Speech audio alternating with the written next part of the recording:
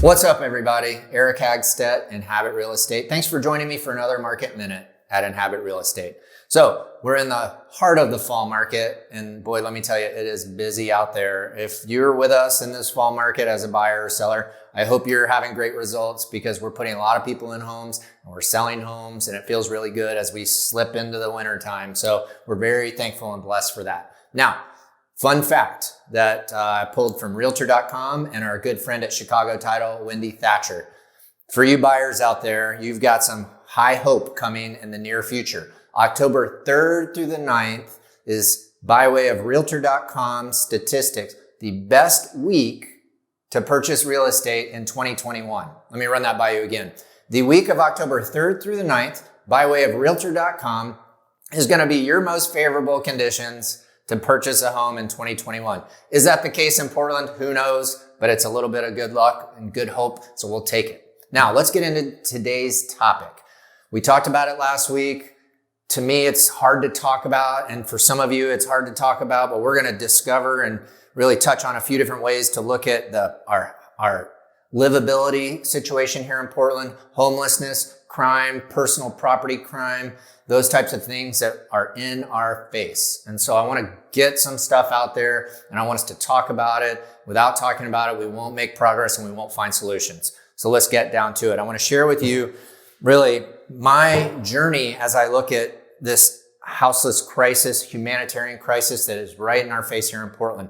So I've taken gone through a number of ways that I'm looking at this, and maybe you'll find it helpful as well. So here we go. Now, I don't want to for one second make this sound like it's a simple issue. The complexities here are so in-depth and complicated that we're not going to solve this problem overnight.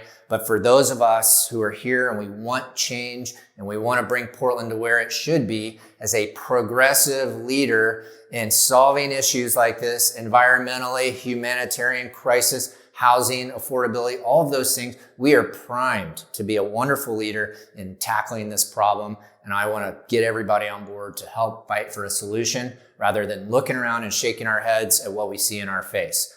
All right, so here we go. Number one, my personal journey, I'll just make it short and sweet. I used to be so angry and mad, and I see all this homelessness and trash and everything out there. And at a certain point, I stopped getting mad at those campers and those vulnerable population, those folks in that vulnerable population. And I said, you know what? It's not their fault. They're here. But where is this coming from? And I started looking up the ladder a little bit and trying to form my own conclusions. But the big thing is I really stopped blaming those on the streets. And now I'm looking for solutions to bring to the table that will help all of us. The neighbors in the neighborhoods, the people without homes, the city leaders, and those of us that are looking at Portland as a place to live in the future, and those of us that have called Portland home for so long. We don't want to see them going away because of these issues. So let's get going. Number one, let's look for solutions, not blame. Like I said, I used to blame the campers. I used to blame everybody. It is what it is. The biggest blame that we all see and talk about is this is happening all over, especially the West Coast in mild climates. Well, who cares? It's happening here. This is our town. Let's deal with it here. Let's go for solutions and not blame. Blame gets us nowhere. Think creatively. Let's think about opportunities to relieve this crisis. Number two, let's talk about the city's efforts that are happening. For example, the safe rest villages, the Clean and Safe program that was just renewed yesterday, I believe, by City Council for downtown cleanup and safety. And then we're going to share a link with you as well for the new safe rest villages that are going to be hopefully announced this week, some of the locations that have been chosen. And we want to really think about those in a way that focuses on progress rather than the natural NIMBY reaction that we all have, including myself. So there's a list on the city's website that shows all city-owned property that there are possible sites for the Safe Rest program to get some people off the random streets into safe areas where they can begin to pull it back together in a clean and healthy way. So we'll share that link with you and also for Clean and Safe Downtown as well. Next, I encourage you to be patient. Here we are, we're coming out of however many phases of pandemic. The city while we may or may not disagree with how the city is being run, we have had our hands tied with pandemic conditions that have also limited our ability to make progress. So let's just be a little more patient and trust that we have solutions that are coming.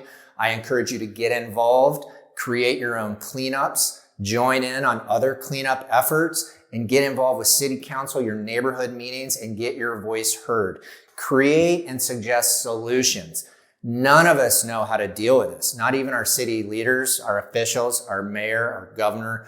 Nobody really knows. We've never dealt with this in the past. So get your voice out there, create a solution, and who cares? Maybe it works. So anyway, that's my advice for you. And last but not least, vote.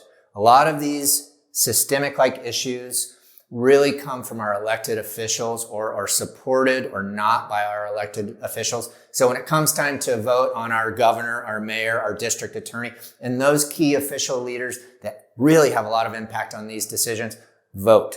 That's my advice for you. This problem isn't going anywhere overnight, but if we all open our minds and think a little bit more holistically about supporting Portland in its effort to be a progressive leader rather than just a victim, then we'll really start making progress. So please like and subscribe. There's no way I could cover this topic all in one session. If you have comments or questions, or by all means can educate me on other areas or ways to look at this, I am more than open, and we look for all the participation as possible. Thanks for joining in today. Stay tuned for more content coming up. Like, subscribe, and follow us and share. Thank you again.